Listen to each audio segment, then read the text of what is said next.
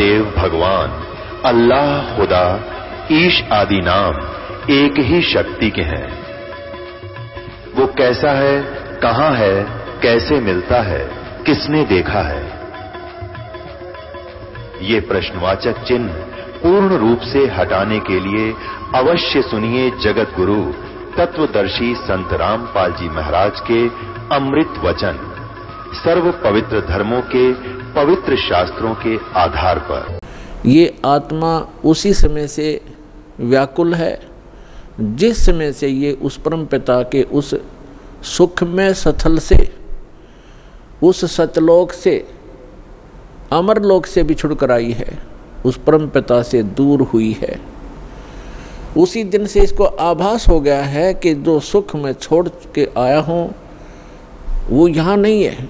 उसकी खोज में फिर ये अपनी अटकलबाजी से, जीव सोच से सोचने लगता है, प्रयत्न करता है। जैसे कोई निर्धन है, वो सोचता है कि धनवान सुखी होंगे, धन में सुख होगा। और धनी व्यक्ति को स्वप्न में भी सुख नहीं होता। पुण्यात्माओं, निर्धन को तो ये बात जचे नहीं कि धनवान सुखी नहीं, लेकिन किसी धनवान यानी मायाधारी से मिलकर देखना उसके ऊपर कितनी समस्याओं का पहाड़ होगा, आप सोच भी नहीं सकते। जहाँ माया है वहाँ शीतलता नहीं हो सकती, जहाँ भट्ठी अग्नि की तप रही हो वहाँ शीतलता नहीं हो सकती। ये माया अग्नि की भट्ठी है, इसके निकट बैठकर प्राणी कभी भी शीतलता महसूस नहीं कर सकता। धनी व्यक्ति सोचते हैं कि राजा लोग सुखी होंगे।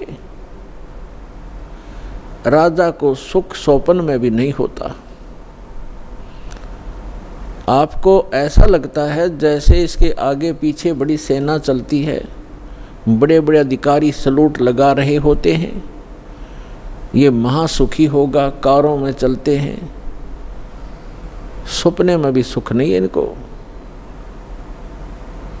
क्योंकि हमने सुख का पता ही नहीं जो सुख होता है। राजा लोग समझते हैं कि ऊपर के ये देवता लोग सुखी होंगे स्वर्ग आदि में। स्वर्ग के देवता सोचते हैं इंद्र सुखी होगा, जो देवराज है, देवताओं का राजा है। और देवराज सोचता है कि ब्रह्मा विष्णु महेश सुखी हैं। ब्रह्मा विष्णु महेश कहते हम स्वप्न में भी सुख नहीं हमारे को। आपने भगवान विष्णु की कथा पढ़ी होगी, बहुत बार सुनाई है। देवी भागवत प्रथम स्कंद में खुद स्वीकार करते हैं श्री विष्णु जी, ब्रह्मा जी को बता रहे हैं कि मैं अधिकतर समय में तप करता हूँ और तप से अपने बैटरी चार्ज करके सिद्धियाँ प्राप्त करके फिर राक्षसों के साथ युद्ध करता हूँ। कभी मुश्किल से कोई समय मिलता है तो लक्ष्मी के साथ सुखपूर्वक समय बिता पाता हूँ। तो खाक सुख है यहाँ पर। परमात्मा बताते हैं झूठे सुख को सुख कहे, ये मान रया मन मोद, सकल चबी ना काल का, कुछ मुख में कुछ गोद।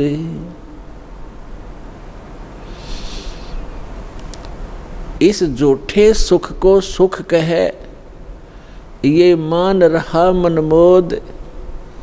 कौन से झूठे सुख को? एक व्यक्ति बता रहा था कि मेरे एक कन्या ने जन्म लिया, जन्म से उस कन्या के गुदा स्थान नहीं था। इसको देखकर मेरे ऊपर पहाड़ टूट गया समस्या का। महा दुखी हो गया मैं। डॉक्टर के यहाँ लेकर गया मेडिकल में। जिस वार्ड में मेरी बेटी को भर्ती किया उसमें ऐसे 3-4 केस और थे। तब मुझे कुछ राहत मिली कि मेरे जैसे और भी दुखी हैं। बताओ इससे क्या लाभ मिला उसको? अपना मन में मान लिया कि चलो और भी दुखी हैं तो मैं भी दुखी हूँ, कोई बात नहीं। क्या वो दुख हल्का हो गया? क्या गुदा स्थान बन गया बेटी का? तो पुण्यात्माओं, इसे गंदे लोक में रह रहे हम, यहाँ सुख नाम की चीज नहीं है। हम एक दूसरे को दुखी देखकर उससे हल्का दुख हो या उसके बराबर हो, हम अपने राहत मान लेते हैं, यहाँ कोई विकल्प नहीं है। जैसे एक व्यक्ति के 3 पुत्र थे, एक पुत्र की मृत्यु होगी, बहुत दुखी, बुरी तरह रो रहे हैं, आहार भी नहीं कर रहे हैं। शोक व्यक्त करने वाले व्यक्तियों में एक ऐसा व्यक्ति उपस्थित था जिसका एक ही पुत्र था, वही मृत्यु को प्राप्त हो चुका था। तो सांत्वना देने वालों ने कहा कि देख भाई, यहाँ तो ऐसा ही है, सभी की मृत्यु होती है, ये तो भगवान हवाला बात है, चिंता मत करो। देखो ये भाई बैठा है, इसको देख कर जी ले, इसका इकलौता पुत्र था, उसी की मृत्यु होगी, ये भी तो अपना समय व्यतीत कर रहा है, धैर्य कर। तो तब उस व्यक्ति को कुछ हौंसी आई, हाथ मुंह धोए, कुछ देर में खाना भी खा लिया। अब उसने ये सुख मान लिया कि देख, इस बेचारे का इकलौता पुत्र था और वो ही मर गया, मृत्यु को प्राप्त हो गया। शुक्र है मेरे तो 3 थे, मेरा तो एक ही मरा है, 2 तो बचे हैं, पहले इससे सुख मान लिया। क्या वो बेटा वापस आ गया? तो यहाँ परमात्मा कहते हैं झूठे सुख को सुख है, ये मान रहा मनमोद, और सकल चबीना काल का, कुछ मुख में कुछ गोद। परमात्मा यहाँ क्या बताते हैं? भाई तन दर सुखिया कोई न देखा, जो देखा सो दुखिया हो, उदय अस्त की बात करते हैं, मन सबका किया विवेक का हो, सबका किया विवेक का हो। भाई घाटे बाधे सब जग दुखिया, के गृहस्थी बैरागी हो, लाभ हानि से सब कोई दुखिया, के गृहस्थी बैरागी हो।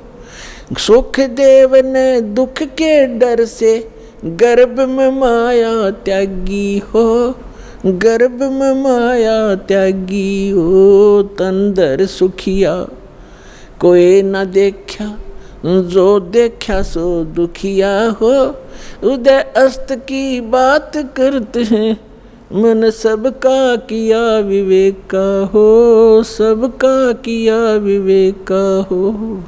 भाई जंगम दुखिया जोगी दुखिया, तपस्वी को दुख दूना हो। जंगम दुखिया जोगी दुखिया, तपस्वी को दुख दूना हो। आशा तृष्णा सबको व्यापे, कोई महल ना सुना हो, कोई महल ना सुना हो। तंदर सुखिया कोई न देखा, जो देखा सो दुखिया हो। उदय अस्त की बात करते हैं, मन सबका किया विवेक का हो, सबका किया विवेक का हो। भाई साच कहूँ तो जग ना माने, पर झूठ कही ना जाई हो। साच कहूँ तो ये जग ना माने, पर झूठ कही ना जाई हो। ये ब्रह्मा विष्णु शिव जी दुखिया, जिन ये राह चलाई हो, जिन ये राह चलाई हो। तंदर सुखिया कोई न देखा, जो देखा सो दुखिया हो। उदय अस्त की बात करते हैं, मन सबका किया विवेक का हो, सबका किया विवेक का हो। सुरपति दुखिया भूपति दुखिया, रंग दुखी बपरीती हो। सुरपति दुखिया भूपति दुखिया, रंग दुखी बपरीती हो। कहें कबीर और सब दुखिया, एक संत सुखी मन जीती हो, संत सुखी मन जीती हो। तंदर सुखिया कोई न देखा, जो देखा सो दुखिया हो। उदय अस्त की बात करते हैं, मन सबका किया विवेक का हो, सबका किया विवेक का हो। सुरपति दुखिया भूपति दुखिया, रंक दुखी बपरीती हो। सुरपति दुखिया भूपति दुखिया, रंक दुखी बपरीती हो। कहे कबीर और सब दुखिया, एक संत सुखी मन जीती हो, संत सुखी मन जीती हो। पुण्यात्माओं, सौभाग्य आपका, आप जी को ये यथार्थ ज्ञान अमृत वचन सुनने को मिले, सौभाग्य प्राप्त हुआ आपको। भक्ति मुक्ति के दाता सतगुरु ये भटकत प्राण फिरंदा, उस साहिब के हुक्म बिना नी तरवर पात हिलंदा। उस परमात्मा कबीर भगवान की, अल्लाह अकबर की, उस महान परमेश्वर की आपके ऊपर असीम रजा है और आप युगों युगों के बहुत पुण्यकर्मी प्राणी हो,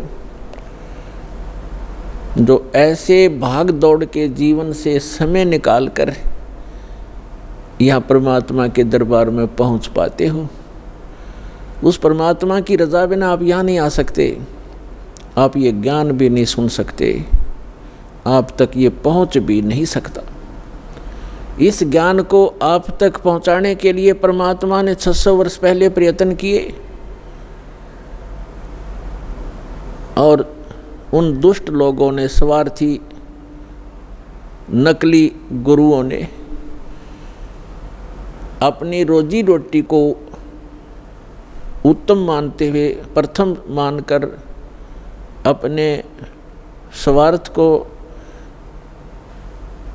प्रधान मानते हुए कबीर भगवान उस धानक रूप जुलाहे को बहुत परेशान किया और यथार्थ ज्ञान को हमारे तक, आप तक नहीं पहुंचने दिया।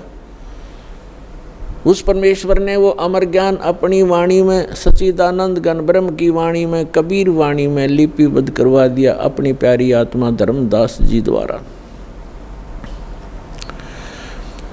अब उस ज्ञान को, परमात्मा के उस विधान को, जो 600 वर्ष पहले परमेश्वर अपने द्वारा रची हुई सृष्टि की जानकारी, और हम कौन हैं, कहाँ से आए हैं, यहाँ क्यों दुखी हो रहे हैं, जन्म और मृत्यु का कारण क्या है, ये सब कुछ उस समय बताना चाहते थे, लेकिन इन नकली धर्म गुरुओं ने, इन दुष्ट लोगों ने हमारे तक ये पहुँचने नहीं दिया। परमात्मा का घोर विरोध करा दिया, उनको काटने, मारने, बुरी तरह परेशान करने पर ही लगे रहे, जनता को भ्रमित करते रहे। उस परमेश्वर ने कहा था कि जब 5500 वर्ष कलयुग बीत जाएगा, उस समय सभी अपनी प्यारी आत्माओं को शिक्षित करूंगा, पूरे मानव समाज को, और सदग्रंथों को, ये सभी धर्म के धर्मी अपने धर्म ग्रंथों को सत्य मानते, और जिन गुरुओं को हम शास्त्र विज मानते थे वो अपने ही सदग्रंथों से अनभिज्ञ थे, अपरिचित थे, अज्ञानी थे, और हम उनको केवल संस्कृत भाषा जानने के कारण उन पर विश्वास किया करते थे कि सभी सदग्रंथ संस्कृत भाषा में हैं और ये हमारे हिंदू धर्म गुरु संस्कृत भाषा पढ़े हैं, इन्होंने सदग्रंथों को ठीक ठीक जाना होगा, ये सही बता रहे। और उनकी एक दाल गलती रही उस समय कि कबीर जुलाहा है, धानक है, और उस समय संस्कृत पढ़ने का अधिकार केवल ब्राह्मण वर्ग को ही था। इसलिए आम आदमी को ये शंका नहीं बनी, ये विश्वास बना नहीं, ये शंका बनी रही कि कबीर जी अशिक्षित हैं, परमेश्वर कबीर जी अशिक्षित हैं, ये झूठ ही बोल रहे होंगे सदग्रंथों के बारे में, क्योंकि सदग्रंथ हमारे पवित्र वेद, पवित्र श्रीमद् भगवद गीता, पवित्र पुराण आदि आदि ये संस्कृत भाषा में लिपिबद्ध हैं। तो परमात्मा ने ये समय निर्धारित किया था, अपनी प्यारी आत्मा धर्मदास जी से बताया था, और धर्मदास जी ने जब पूछा परमात्मा आज तो बहुत ही धार्मिक व्यक्ति हैं, इनके अंदर धार्मिकता है, बुराइयों की भी त्रुटि है, यानी कमी है, बुराइयां भी कम हैं, न्यून हैं। और 5500 वर्ष जब कलयुग बीतेगा, यानी आज से लगभग 600 वर्ष पश्चात, तो और आप बताते हो कलयुग में मानव की वृत्ति बहुत गिर जाएगी, इनके विचार मलिन हो जाएंगे, चरित्र ठीक रहे नहीं, अविश्वासी कृत घनी बन जाएंगे। तो तब कैसे समझाओगे मेरे मालिक? तब परमेश्वर ने कहा था कि उस समय सबसे पहले मैं इनको शिक्षित करवाऊंगा। परमात्मा कबीर जी कहते हैं ये सब खेल हमारे किए, हमसे मिले सो निश्चय जिए। और फिर जब ये शिक्षित हो जाएंगे तब अपना दास भेजूंगा। तब तो कहा था मैं स्वयं जाऊंगा और उन सदग्रंथों के गूढ़ रहस्यों को जन साधारण को बताऊंगा, लेकिन स्वयं नहीं आए तो दास भेज दिया पुण्यात्माओं उस परम पिता ने।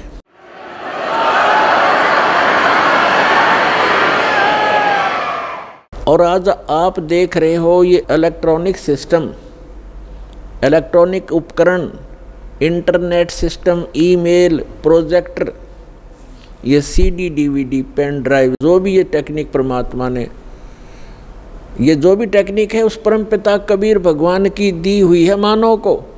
ये मानव सत्र की सोच नहीं, ये सतकर मान लेना। अगर ये मानव की सोच होती तो लगभग 40 लाख वर्ष तो इस चतुर्युगी के बीत गए हैं और आज तक ये टेक्निक उपलब्ध नहीं हुई, मानव नहीं खोज सका। ये परमात्मा ने कलयुग इसलिए नाम रखा इसका कि इसमें मशीनरी युग होगा, टेक्निक इसके अंदर परमात्मा अपने बच्चों को देंगे। और उसका मूल उद्देश्य ये है कि इस तत्व ज्ञान को जो 600 वर्ष पहले परमात्मा कबीर जी बताना चाहते थे, आज घर बैठे अपने बच्चों को इन टीवी के माध्यम से, इंटरनेट के माध्यम से, ये जो यूट्यूब आदि बन गए हैं, इनके माध्यम से घर बैठे ये अमृत ज्ञान बताऊंगा। और तब ये समझ जाएंगे और मेरे पास आ जाएंगे, अपना कल्याण करवा लेंगे। तो ये सारा कुछ जो उपकरण बनवाए हैं परमात्मा ने, ये इसलिए दिए हैं, उस परमात्मा गॉड गिवन ये माइंड है, जीव का अपना सतर की सोच नहीं है, ना ये बना सकता है। और जैसे अभी इस दास का जन्म हुआ किसान परिवार में, 50 वर्ष पहले जब हम 10-12 वर्ष के थे, हमारे यहाँ जो गेहूं की कनक को निकालते थे उसमें से भूसा अलग और कणक अलग करने के लिए एक 50 मन गेहूं के लिए 1 महीना लगता था। उसके ऊपर बैल घुमाते रहते थे, एक छड़ा बांध के पीछे बैलों के उसको घुमाते रहते थे। कम से कम 1 महीने में जाकर 20 दिन में जाकर के वो बारीक होता था, तब उसको बरसा बरस गेहूं अलग और भूसा अलग करते थे। ऐसी टेक्निक थी उस समय। और उससे पहले तो और उस हमारे समय में तो ऐसे घुमाने वाली चारा काटने की मशीन हाथ से घुमाने वाली लग गई थी, जिसने गंडासा कहते हैं। और उससे पहले हमने देखे हमारे हाथ से ऐसे काटा करते थे, ऐसे।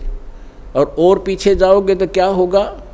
तो कहने का भाव ये है कि जो आज टेक्निक प्राप्त है ये गॉड कबीर गिवन है, ताकि आप अपने सदग्रंथों को इन प्रोजेक्टर और डीवीडी के माध्यम से रूबरू देख सकें, आँखों देख सकें, फिर मिला सकें अपने। आपके घर उपलब्ध होती हैं ये सभी सदग्रंथ। और दया करी परमात्मा ने के अनुवादित करवा दिया उन्हीं के द्वारा जिनको ज्ञान नहीं था। अनुवाद उनको भाषा आती थी, जैसा भी उन्होंने अनुवाद, जहाँ उनकी बुद्धि काम करना बंद कर गई वहाँ तो गलत कर दिया, और जहाँ साधारण अनुवाद थे उन्होंने कर दिए। कहाँ स्लिप करी उनकी बुद्धि? जैसे श्रीमद् भगवत गीता अध्याय नंबर 7 के मंत्र नंबर 18 में अनुत्तम गति शब्द है। गीता ज्ञान दाता अपने से अन्य परमात्मा के विषय में जानकारी देता है और अपने विषय में भी जानकारी देता है। लेकिन गीतानुवाद करने वालों का दृष्टिकोण यही रहा कि श्री कृष्ण जो है ये सुप्रीम पावर हैं। श्री कृष्ण इज विष्णु, ये विष्णु जी को सुप्रीम पावर मानकर ये मानते रहे कि श्रीमद् भगवद गीता का ज्ञान श्री विष्णु जी ने दिया है श्री कृष्ण रूप में। श्री कृष्ण भी विष्णु ही थे, ये खुद मानते हैं हमारे धर्मगुरु। तो इन्होंने श्रीमद् भगवद गीता को ठीक से ना समझकर, क्योंकि उनको सृष्टि रचना का ज्ञान नहीं था, जिस कारण से उन्होंने श्री कृष्ण को ही मूल परमात्मा मान लिया। जबकि गीता अध्याय नंबर 15 के श्लोक 16 और 17 में 3 प्रभु बताए हैं, 3 पुरुष बताए हैं। एक सरपुरुष, सरपुरुष है ब्रह्म, जिसको सरब्रह्म भी कहा जाता है। सरब्रह्म ये केवल 21 ब्रह्मांड का स्वामी है। और दूसरा अक्षर पुरुष, इसको अक्षर ब्रह्म भी कहते हैं, इसको पर ब्रह्म भी कहते हैं। ये 7 संख ब्रह्मांड का स्वामी है, प्रभु है, पुरुष है, मालिक है। पुरुष कहो परमात्मा को। श्रीमद् भगवद गीता अध्याय नंबर 15 के श्लोक नंबर 16 में कहा कि 2 पुरुष हैं इस संसार में, पृथ्वी वाले लोकों में, और ये भी नाशवान और इनके अंतर्गत जितने प्राणी हैं वो भी नाशवान हैं। जीव आत्मा किसी की नहीं मरती, वो तो पशु पक्षी की भी नहीं मरती। श्रीमद् भगवद गीता अध्याय नंबर 15 के श्लोक नंबर 17 में तुरंत कहा है, उत्तम पुरुष है तू अन्य। पुरुष माने परमात्मा, प्रभु, स्वामी। उत्तम पुरुष यानी पुरुषोत्तम। पुरुषोत्तम तो इन दोनों से कोई भिन्न है। सरपुरुष और अक्षर पुरुष 16वें श्लोक में बताए, इनसे कोई भिन्न है, वो वास्तव में परमात्मा कहा जाता है। उत्तम पुरुष है तू अन्य परमात्मा इति उदाहरत, यह लोक तरम आविश्य विभर्ति अवय ईश्वर। उत्तम पुरुष यानी पुरुषोत्तम, श्रेष्ठ भगवान, सही परमात्मा तो इन दोनों से कोई और है, अन्य है, और वही परमात्मा कहलाता है, वो परमात्मा कहा जाता है। और वही तीनों लोकों में प्रवेश करके सबका धारण पोषण करता है। श्रीमद् भगवद गीता अध्याय 15 के श्लोक नंबर 1 से लेकर 3 में एक विशेष विवेचन है, विवेश विवरण है कि उल्टा लटका हुआ ये संसार रूपी वृक्ष है। उल्टा लटका हुआ संसार रूपी वृक्ष जानो, जिसकी ऊपर को जड़ तो समझो मूल मालिक है, वो उत्तम पुरुष है तू अन्य जो है वो तो है जड़, मूल, और उसके बाद जो जमीन से बाहर दिखाई देता है वो सारा पेड़ होता है। उसके फिर विभाग बताए हैं। अक्षर पुरुष जो तना है वो अक्षर पुरुष है, और उससे कोई मोटी डार निकलती है वो सरपुरुष समझो। और उस सरपुरुष के आगे जो 3 शाखा हैं, रजगुण ब्रह्मा, सतगुण विष्णु, तमगुण शिव जी, वो आगे शाखा हैं, वो देव हैं। ये तीनों ब्रह्मा विष्णु महेश हैं।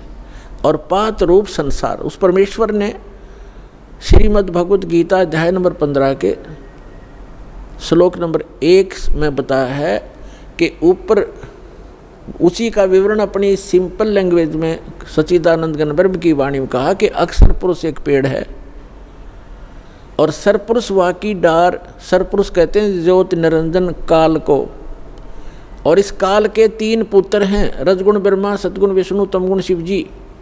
इस सरपुरुष के पुत्र हैं 3, ब्रह्मा विष्णु महेश। अक्षर पुरुष एक पेड़ है, सरपुरुष वाकी डार, और तीनों देवा शाखा हैं, ये पात रूप संसार। तो इस पूरे प्रकरण में ब्रह्मा विष्णु महेश की क्या स्थिति है, ये इस ब्रह्म के पुत्र हैं, और ब्रह्मा विष्णु महेश की माता दुर्गा है, अष्टंगी देवी। तो विष्णु जी कौन है? विष्णु जी एक ब्रह्मांड में एक विभाग के विभागीय मंत्री हैं, सतोगुण विभाग के, और ये 3 भाई हैं, तीनों का अलग अलग विभाग है। रजोगुण विभाग के मंत्री मालिक प्रभु स्वामी ब्रह्मा जी, और सतोगुण विभाग के स्वामी श्री विष्णु जी और तमोगुण विभाग के स्वामी प्रभु श्री शंकर जी।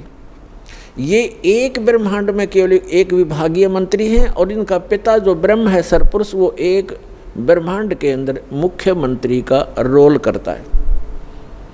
ऐसे ऐसे 21 ब्रह्मांड हैं सरपुरुष के, जिसको ज्योत स्वरूपी निरंजन काल भी कहा जाता है, जिसके लोक में हम रह रहे हैं। और फिर है अक्षर पुरुष। अक्षर पुरुष के 7 शंख, नील पद्म शंख, 7 शंख ब्रह्मांड हैं। और फिर तीसरा रहा वो परम अक्षर पुरुष, उत्तम पुरुष तु अन्य, वो ओवरऑल कंट्रोलर है असंख्य ब्रह्मांड इंक्लूडिंग सरपुरुष एंड अक्षर पुरुष, इन सब के ऊपर और इसकी इनके अतिरिक्त जितने भी ब्रह्मांड हैं, पूरा विश्व है, पूरा संसार है, उन सब का मालिक है वो मूल मालिक है, वो संसार रूपी वृक्ष की जड़ है, मूल है, जहाँ से जैसे पूरे पेड़ को मूल से आहार प्राप्त होता है, ऐसे वो परमात्मा कबीर भगवान परम अक्षर पुरुष वो सबका पालनहार है। अब जैसे जिन महापुरुषों को परमात्मा मिले, उनमें से एक आदरणीय गरीबदास साहिब जी गांव छुड़ानी जिला झज्जर वाले हैं। वो बताते हैं परमात्मा को आंखों देखकर परमात्मा से परिचित सारी सभी ब्रह्मांडों से और परमात्मा द्वारा रची सृष्टि से परिचित होकर कहते हैं, अनंत कोटि ब्रह्मांड का एक रति नहीं भारे, सतगुरु पुरुष कबीरे हैं ये कुल के सिरजनहारे। वो कबीर कौन है? हम सुल्तानी नानक तारे, दादू को उपदेश दिया, जात जुलाहा भेद न पाया, वो काशी महे कबीर हुआ। अब ये है वो सारे ब्रह्मांडों का रचनार, मूल मालिक। अब हम फिर आते हैं श्रीमद् भगवद गीता अध्याय नंबर 15 के श्लोक 17 पर। उत्तम पुरुष तु अन्य परमात्मा इति उदाहरतः, ये लोकतरम आविश्य विभर्ति अवय ईश्वर है। उत्तम पुरुष तो कोई और है, पुरुषोत्तम तो कोई इन दोनों से अलग है, जो 16वें श्लोक में कहा है 15वें अध्याय के श्रीमद् भगवद गीता में। सपुरुष और अक्षर पुरुष से अन्य है, वो पुरुषोत्तम कहलाता है और उसको वास्तव में वो परमात्मा कहा जाता है। परमात्मा माने श्रेष्ठ आत्मा। श्रेष्ठ आत्मा वही होता है जो किसी को दुख ना दे, किसी के बेटा बेटी की मृत्यु ना करे, कैंसर ना करे, किसी को रोग से युक्त ना करे, दुखी ना करे, उसको परमात्मा कहते हैं, श्रेष्ठ आत्मा, अच्छी आत्मा। और जो यहाँ हम देख रहे हैं बूचड़ खाना, किसी हॉस्पिटल में जाकर देख लो हाहाकार मची हुई है, और घर घर में देख लो कोई किसी रोग से दुखी, कोई किसी से दुखी, किसी की टांग कटी है, किसी का हाथ कटा है, कोई आंखों से अंधा है, कोई पैरालाइसिस से तड़प रहा है। तो जिस लोक में हम रह रहे हैं ये इस परमात्मा का लोक हो सकता है? ये तो कसाई आत्मा का लोक है, इस काल का लोक है जहाँ हम रह रहे हैं। ये कबीर भगवान ने आकर बताया। और जिन महापुरुषों को परमात्मा सचखंड लेकर गए अपनी सुखमय स्थान पर, और फिर उनको गवाह बनाकर, साक्षी बनाकर वापस छोड़ा, उन्होंने भी यही बताया कि ये लोक ठीक नहीं, एक स्थान और है जहाँ जाने के बाद जीव फिर कभी लौटकर वापस इस गंदे लोक में नहीं आता, और वहाँ कोई दुख नहीं, वहाँ वर्द अवस्था नहीं, वहाँ मृत्यु नहीं। अब श्रीमद् भगवद गीता अध्याय नंबर 15 के श्लोक नंबर 17 में कहा है कि उत्तम पुरुष तो अन्य परमात्मा इति उदाहरतः, और यह लोकतरम आविश्य विभर्ति अवैश्वर, जो तीनों लोकों में प्रवेश करके वो श्रेष्ठ परमात्मा जो सरपुरुष और अक्षर पुरुष से अन्य है, वो संसार रूपी वृक्ष की मूल है, जड़ है, ऊर्ध्व मूलम अधः शाखम, ऊपर को जो जड़ है वो तो समझो परम अक्षर ब्रह्म है। और यह लोक तरम अविश्य विभर्ति, जो तीनों लोकों में प्रवेश करके सबका धारण पोषण करता है। पूरे पेड़ को मूल से ही परवरिश आहार मिलता है, मूल से उसकी परवरिश होती है। तो पूरा जो मूल है ऊपर परमात्मा है, जो सतलोक में रहता है, वो अक्षर पुरुष, परम अक्षर पुरुष, वो सारी सृष्टि का रचनहार, सर्व उत्पादक प्रभु, वो कबीर साहब है जो काशी में धानक रूप में आए थे। उस परमात्मा ने विधान बना के छोड़ दिया है। उस विधान अनुसार जो चलेगा उसको जैसा भी यहाँ का जो कर्तव्य है, लाभ है, उस अनुसार उसको मिलता रहेगा, उसको उसी प्रकार उसका जन्म मृत्यु होता रहेगा। और इस जन्म मृत्यु से बचने के लिए विधान बनाया है, जो उसको अपनाएगा, उसको अप्लीकेबल कर लेगा, उसका जन्म मृत्यु छूट जाएगा। तो वो जन्म और मृत्यु के छूटने का विधान हमें प्राप्त नहीं हुआ था। परमात्मा ने 600 वर्ष पहले बताने की चेष्टा की, लेकिन हम अशिक्षित होने के कारण हम वंचित रह गए। उसकी पूर्ति करने के लिए परमात्मा ने अब समय दिया है, निर्धारित किया था। अब जो प्रसंग चल रहा है, अब यहाँ कई व्यक्ति श्रद्धालु आपको भ्रमित कर देते हैं कि श्रीमद् भगवद गीता अध्याय नंबर 15 के श्लोक नंबर 18 में गीता ज्ञानदाता कहता है कि मैं लोक वेद के आधार से मैं पुरुषोत्तम प्रसिद्ध हूँ।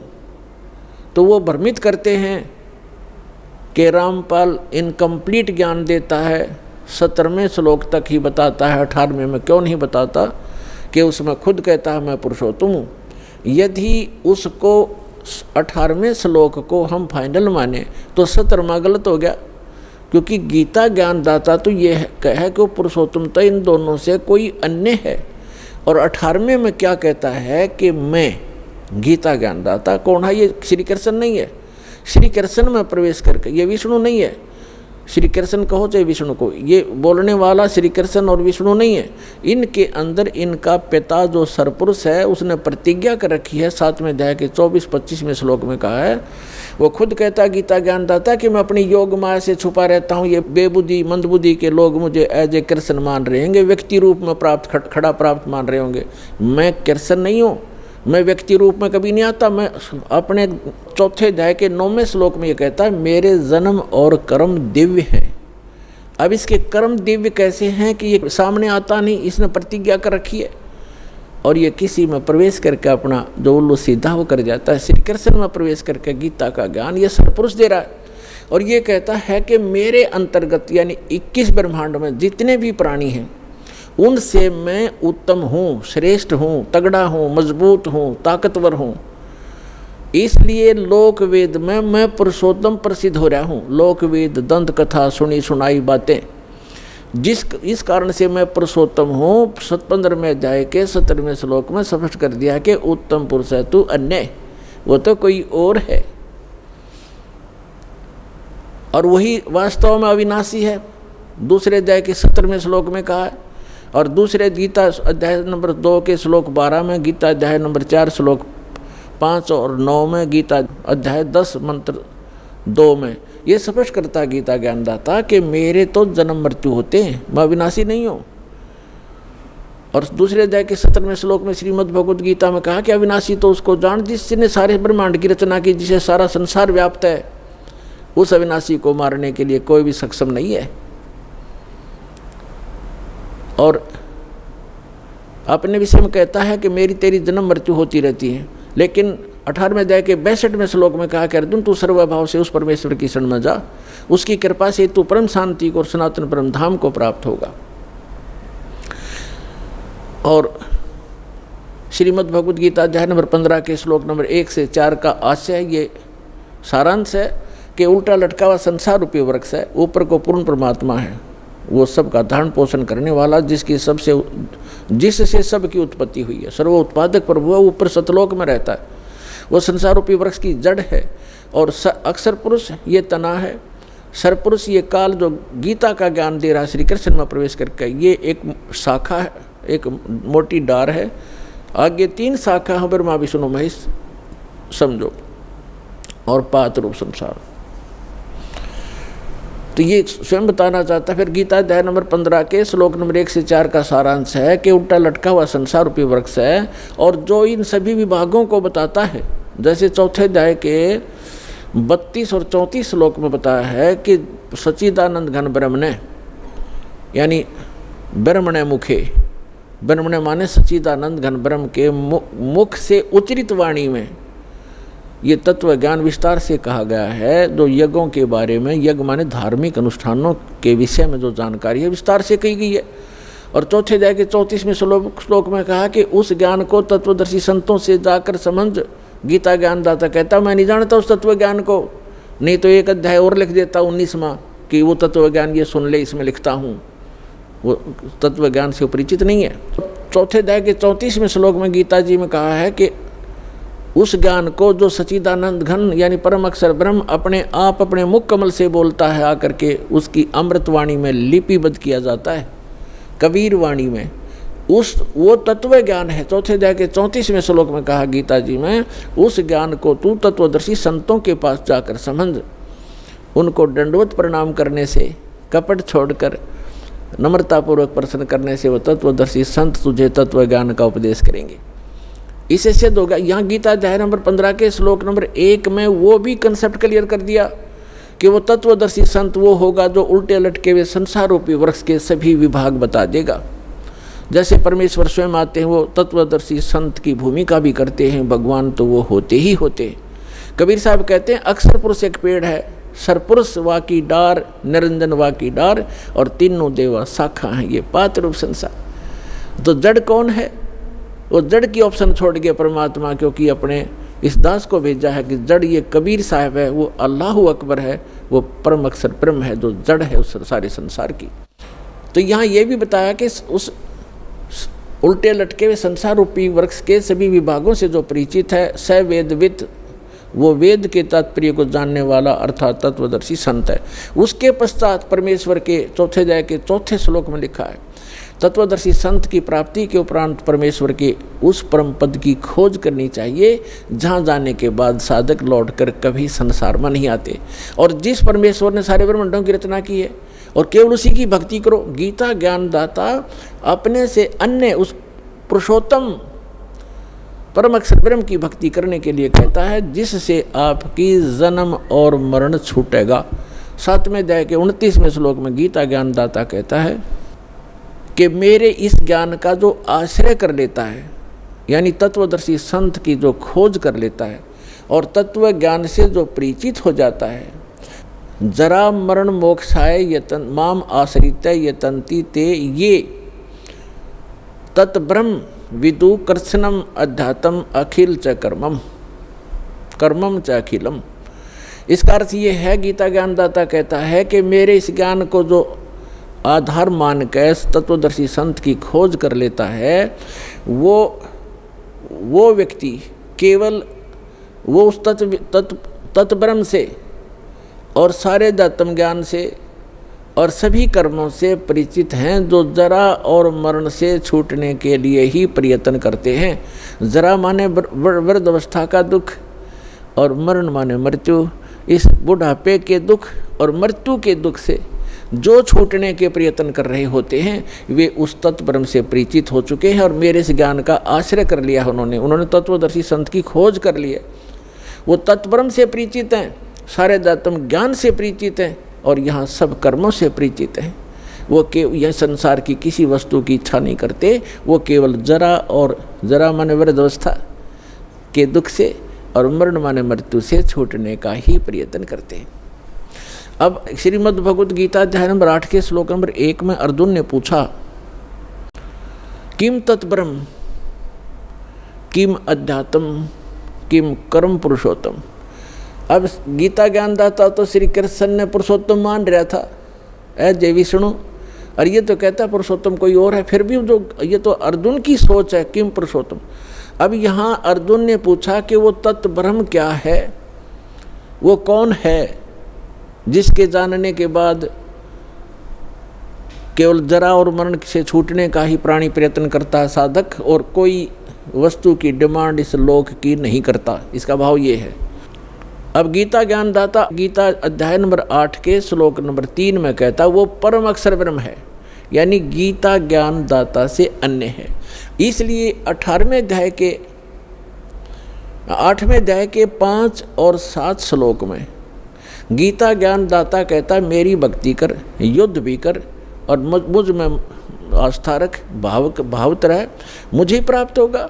अपना मंत्र बताता 8वें अध्याय के 13वें श्लोक में ओम इति एकाक्षरम ब्रह्म व्यवहारण माम अनुस्मरण यह प्रयाति तदंदेहम सयाति परमाम गतिम। मुझ ब्रह्म का केवल एक ओम अक्षर है, नथिंग एल्स, इसके अतिरिक्त कुछ नहीं। उच्चारण करके सिमरण करता हुआ यह प्रयाति तदंदेहम, जो शरीर छोड़कर जाता है, सयाति परमाम गतिम, वो ओम से मिलने वाली परम गति को प्राप्त होता है। ओम से क्या प्राप्ति होती है? ब्रह्मलोक मिलता है, क्योंकि ये ब्रह्म का मंत्र है। और गीता अध्याय नंबर 8 के श्लोक नंबर 16 में कहा है कि ब्रह्मलोक पर्यंत ये सभी लोग पुनरावर्ती में, उनके वहाँ जाने के बाद भी लौटकर जन्म मृत्यु में प्राणी आते। ये वो स्थान नहीं है जहाँ जाने के बाद साधक फिर लौट कर नहीं, कभी नहीं आते। 15वें अध्याय के जो 4थे श्लोक में कहा है। तो इस ब्रह्म की साधना करने से भी ब्रह्मलोक प्राप्त होता है। ब्रह्मलोक में गए हुए प्राणी भी पुनर्वर्ती में होते हैं, जन्म मृत्यु होता है। इसलिए 18वें अध्याय के 62वें श्लोक में कहता अर्जुन तू सर्वभाव से उस परमेश्वर की शरण में जा, उसकी कृपा से ही तो परम शांति और सनातन परम धाम को प्राप्त होगा, उस परमेश्वर की ही कृपा से। और उसका मंत्र बता दिया 17वें अध्याय के 23वें श्लोक में कि ओम तत् सत इति निर्देश है ब्रह्मण त्रिविध समर्थ है। ब्रह्मण माने सच्चिदानंद घन ब्रह्म, यानी परम अक्षर ब्रह्म के प्राप्ति का, उस लोक की प्राप्ति का, जहाँ जाने के बाद साधक फिर लौटकर कभी संसार में नहीं आते, कि वो मंत्र है ओम तत् सत। अपना तो गीता ज्ञान दाता ने 8वें अध्याय के 13वें श्लोक में बता ही दिया कि मुझ ब्रह्म का केवल वो मंत्र है। ये तो इनकम्प्लीट साधना है, ब्रह्म तक की है, जन्म मृत्यु सदा बनी रहेगी, वो शाश्वत स्थान प्राप्त नहीं हो सकता, वो सुख प्राप्त नहीं हो सकता। अब बताया है उस सच्चिदानंद घन ब्रह्म की साधना करने से शाश्वत स्थान, शाश्वत माने जहाँ जिसका कभी अंत नहीं होता, अविनाशी लोक, हम उसको सतलोक कहते हैं, अमरलोक कहते हैं। सतलोक की प्राप्ति होती है। तो उसका मंत्र है ओम तत्सत। ओम तो सरपुरुष का, इस ब्रह्म का, और तत् जो है ये अक्षर पुरुष का साधना मंत्र है। और सत तत् ये सांकेतिक है, तत् नहीं, ये अन्य मंत्र है, ये कोड वर्ड है, सांकेतिक शब्द है। और सत ये परम अक्षर ब्रह्म का साधना मंत्र है, वो कोड वर्ड है। ओम तत्सत ये शब्द नहीं है, ये मंत्र नहीं है, ये अन्य मंत्र हैं जो इस विश्व में दास के पास उपलब्ध है और किसी के पास नहीं है। यदि इस दास से वो मंत्र प्राप्त करके कोई स्वयंभू संत बनकर ये प्रदान करता है, वो अपना जीवन नाश कर रहा है, और जिनको वो नाम दे रहा है वो अधिकारी नहीं है। जैसे अनअधिकारी से बनवाया हुआ लाइसेंस या पासपोर्ट समय पर धोखा देगा और दंडित होना पड़ेगा, तो उस व्यक्ति को ऐसा समझ लेना, यदि कोई ऐसा जालिम व्यक्ति ऐसे जागरूक समय में भी ये प्रयत्न कर रहा हो, तो वो उसको भी प्रार्थना करना कि अपना जीवन नाश ना करे, भगवान का द्रोही है तू, और इन जीवों का नाश मत कर, काल के दूत का काम मत कर। और वो नहीं माने तो अन्य भाई बहनों को जरूर बताने की चेष्टा करना, झगड़ा नहीं करना, क्योंकि ये मार्ग झगड़े का नहीं है। हमारा फर्ज है बताने का, समझाने का, और ना माने कुएं में पड़े तो भाई जानबूझ। परमात्मा फिर कहते हैं कि जानबूझ साची तजय करे झूठते ने, ताकि संगत है प्रभु सोपन में बिना दे। और फिर परमात्मा कहते हैं कर दीपक कुआ पड़े फिर काहे की कुशलात। हाथ में दीपक टॉर्च ले रहा है और फिर कुएं में गिरने लग रहा है, तो वो होश में नहीं है वो व्यक्ति, कोई शराब वगैरह पी रखी है उसने, तो वो मूर्ख है। वो फिर अपनी करनी आप पावेगा, आप निर्दोष हो जाओगे। उनको एक बार प्रार्थना अवश्य करना कि ये व्यक्ति जो आप गुरु बनाए बैठे हो, ये गुरु ठीक नहीं है, ये अधिकारी नहीं है। तो इस तरह का अगर कोई स्वयंभू संत बनेगा तो उसको अनधिकारी है, वो डुप्लीकेट जाली लाइसेंस और पासपोर्ट बना रहा है, क्योंकि इस मंत्र के आधार से ये हमारा यहाँ का पासपोर्ट है, जिसके आधार से हम सवलोक जाएंगे, सतलोक जाएंगे। और इसका पता चलेगा जब मृत्यु के बाद जब जाएंगे प्लेटफार्म पर इसको लेकर के, वो सुविधा तो मिलेगी नहीं, सजा और मिलेगी, दंडित कर दिए जाएंगे। तो जो प्रसंग चल रहा है हम उसी पर आते हैं कि उस सच्चिदानंद घन ब्रह्म के पाने का इस 3 मंत्र के जाप का प्रावधान है, निर्देश है, डायरेक्शन है, नथिंग एल्स। निर्देश माने फाइनल फैसला है, आदेश भी और निर्देश यानी ये दिशा भी दे दी। अब उस परमात्मा की भक्ति से पूर्ण मोक्ष होगा और शाश्वत स्थान प्राप्त होगा, जहाँ जाने के बाद साधक फिर लौटकर कभी संसार में नहीं आते। अब जो प्रसंग चला था कि 7वें अध्याय के 18वें मंत्र में गीता ज्ञान दाता कहता है, वैसे तो ये प्रकरण चलता है 7वें अध्याय के प्रथम मंत्र से ही, और उसमें कहता है गीता ज्ञान दाता कि अर्जुन मैं तुझे ऐसा ज्ञान सुनाऊंगा जिसके जानने के बाद कुछ भी जानना शेष नहीं रहेगा। तो गीता अध्याय नंबर 7 के श्लोक नंबर 12 से लेकर 15 तक स्पष्ट कर दिया है, इन तीनों गुण रजगुण ब्रह्मा सतगुण विष्णु तमगुण शिव जी की जो साधना करते हैं वो राक्षस स्वभाव को धारण किए हुए मनुष्यों में नीच दूषित कर्म करने वाले मूर्ख हैं। अपने आत्माओं ये दास नहीं कह रहा, अपने सदग्रंथ और इनमें लिखा इतिहास कह रहा है। तीनों गुण रजगुण ब्रह्मा सतगुण विष्णु तमगुण शिव जी हैं। ये बहुत बार प्रमाणित भी किया है। और वैसे भी आप श्रीमद् देवी भागवत सचित्र मोटा टाइप 3रा स्कंद 123 पृष्ठ गीता प्रेस गोरखपुर से प्रकाशित में पढ़ सकते हैं, जिसमें स्वयं विष्णु जी स्वीकार करते हैं अपनी माता की स्तुति करते हुए कि तुम शुद्ध स्वरूपा हो, ये सारा संसार तुम्ही से उद्भासित हो रहा है। मैं ब्रह्मा और शंकर यानी विष्णु जी कह रहे हम तीनों नासवान हैं, हमारी जन्म मृत्यु होती है, तुम ही नित्य हो। फिर भगवान शंकर कहते हैं कि यदि ब्रह्मा जी आपके पुत्र हैं तो मैं भी आपका पुत्र हूँ, मैं तमोगुण हूँ, तीनों गुणों से उत्पन्न हम ब्रह्मा विष्णु महेश रजगुण ब्रह्मा सतगुण विष्णु तमगुण शिव जी केवल नियमित कार्य यही करते हैं। और मार्कंडेय पुराण गीता प्रेस गोरखपुर से प्रकाशित सचित्र मोटा टाइप के 123 पृष्ठ पर कहा है, मार्कंडेय जी बता रहे हैं कि यही 3 देवता हैं और यही 3 गुण हैं और ये ब्रह्म की प्रधान शक्तियां हैं। ब्रह्म माने सर्वपुरुष इस काल की ये प्रधान शक्तियां हैं, ये तीनों इसके मंत्रियां हैं और यही 3 देवता हैं, यही 3 गुण हैं, रजगुण ब्रह्मा सतगुण विष्णु तमगुण शिव जी। और एक मुंबई से प्रकाशित है एक खेमराज श्री कृष्णदास प्रकाशन मुंबई से, उसके 3रे स्कंद में लिखा है, शंकर भगवान खुद कहते हैं कि यदि आप हमारे ऊपर दया युक्त हैं, हे माता मुझे तमोगुण क्यों बना दिया, विष्णु जी को सतोगुण क्यों बना दिया, ब्रह्मा जी को रजोगुण क्यों बना दिया। इति सिद्धम रजगुण ब्रह्मा सतगुण विष्णु तमगुण शिव जी है। तो श्रीमद् भगवद गीता अध्याय नंबर 7 के श्लोक 12 से लेकर 15 का निष्कर्ष ये है कि गीता ज्ञानदाता ये सर्वपुरुष है, ब्रह्म है, और ये कह रहा है कि इन तीनों गुणों रजगुण ब्रह्मा सतगुण विष्णु तमगुण शिव जी की जो साधना करते हैं, इनको इष्ट रूप में पूजते हैं, ये राक्षस स्वभाव को धारण किए हुए मनुष्यों में नीच दूषित कर्म करने वाले मूर्ख ये मुझे नहीं भजते, यानी ब्रह्म साधना भी नहीं करते। अब यहाँ थोड़ा सा निष्कर्ष देना पड़ेगा कि तीनों गुणों के उपासक यानी ब्रह्मा जी विष्णु जी शिव जी के उपासकों को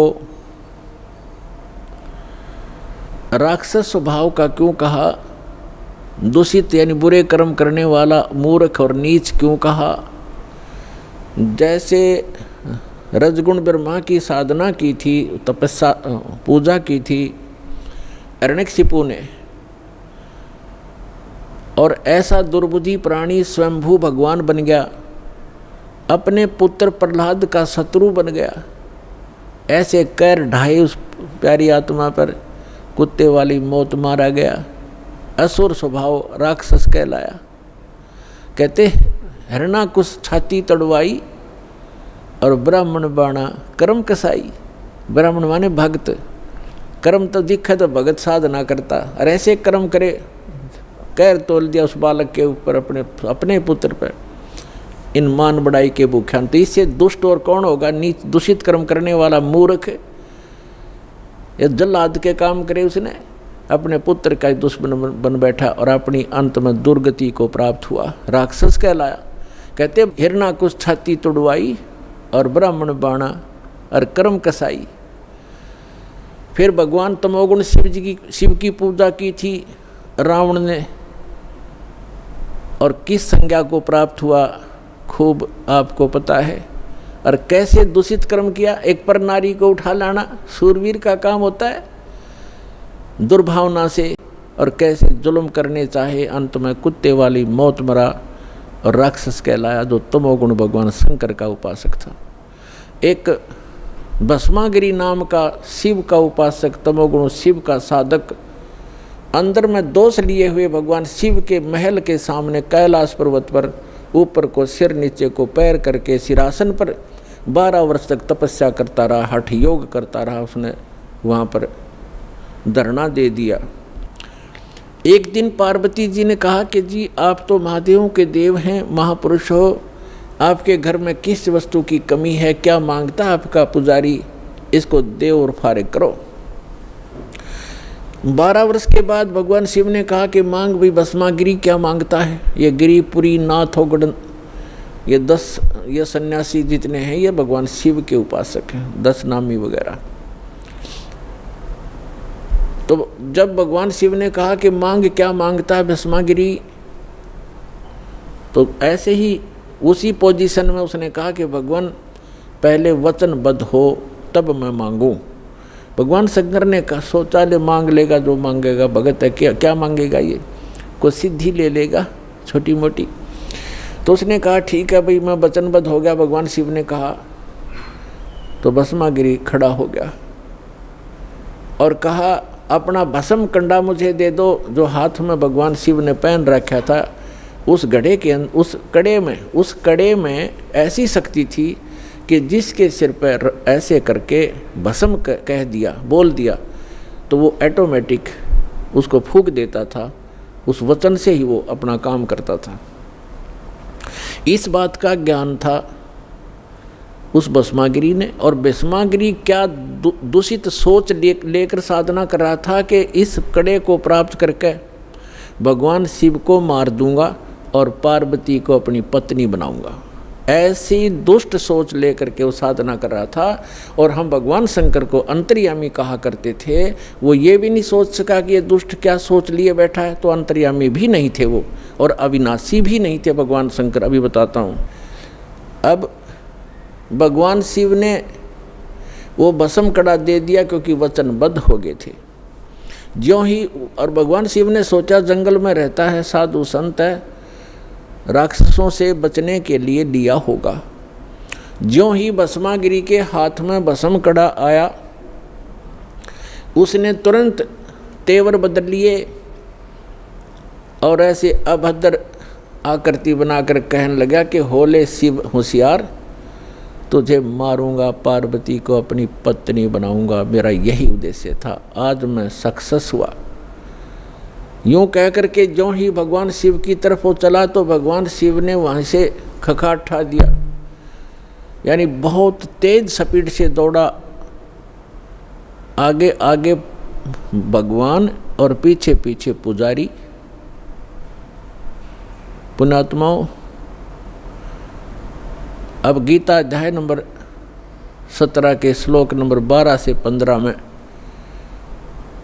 इनको ये संज्ञा दी गई है कि राक्षस स्वभाव को धारण किए मनुष्यों में नीच दूषित कर्म करने वाले मूर्ख। अब इससे दुष्ट कर्म और क्या होगा? जिसको इष्ट रूप में पूज रहा उसकी पत्नी पर बदनीयत है उस व्यक्ति की, अपनी माँ के ऊपर बुरी नज़र किए हुए वो पापी आत्मा भस्मागिरी। तो फिर वो भगवान शिव भाग रहे हैं। देखो भगवान शिव अविनाशी भी नहीं थे, अगर अविनाशी होते तो भागते ही नहीं, उस शस्त्र ने काम करना ही नहीं था। तो ये अविनाशी भी नहीं थे, अविनाशी थे कबीर परमात्मा। उनका सुनाएंगे कथाएं, उनको तलवारों से काट दिया फिर भी नहीं कटे। बहुत बुरा हाल किया, हर तरफ जमुना में डाल दिए, गंगा में, वहाँ नहीं मरे, और भी बहुत प्रहार किए। परमात्मा जो कहते हैं रहे, क्योंकि वह विनाशी हैं। तो स्वयं परमात्मा आते हैं जब इनके ऊपर आपत्ति आती है, क्योंकि ये भी उसी परम पिता के बच्चे हैं।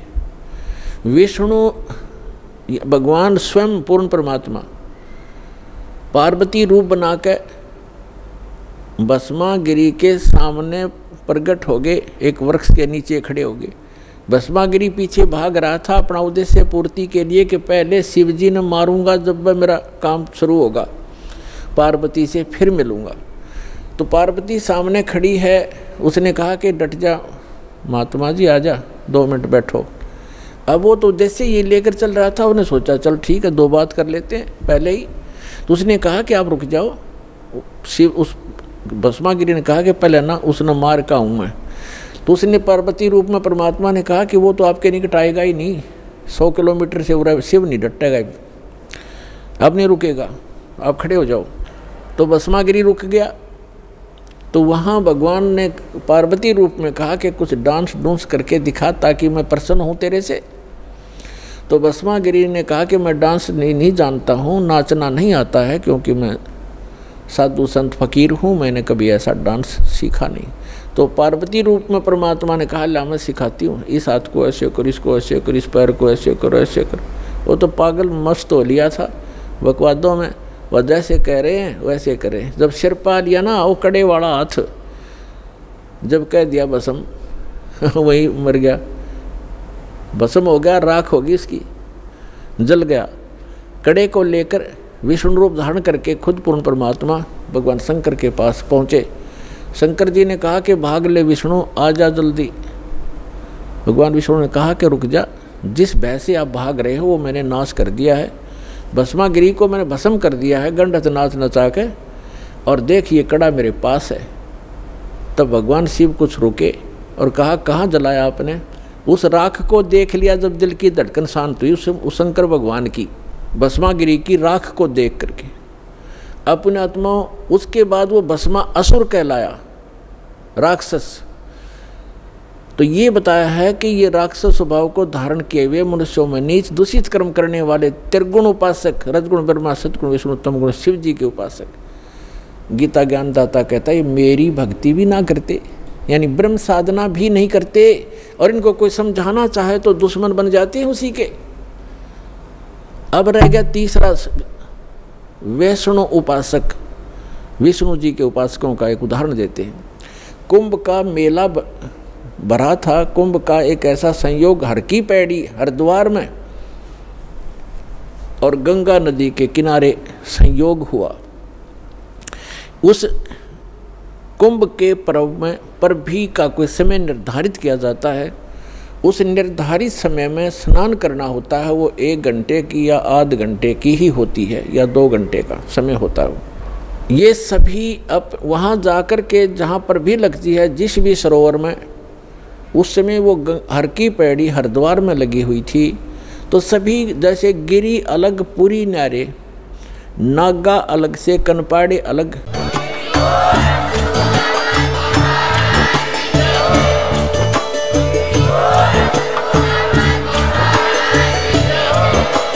आप सुन रहे थे जगत गुरु तत्वदर्शी संत रामपाल जी महाराज जी के मंगल प्रवचन। अधिक जानकारी के लिए विजिट कीजिए हमारी वेबसाइट www.jagatgururampalji.org। संत रामपाल जी महाराज जी के शुभ आशीर्वाद से पूरे विश्व भर में 500 से भी ज्यादा नाम दीक्षा केंद्र हैं, जिन पर संत रामपाल जी महाराज जी द्वारा ऑनलाइन निःशुल्क नाम दीक्षा दी जा रही है। अपने नजदीकी नाम दीक्षा केंद्र का पता करने के लिए संपर्क करें 8222880541।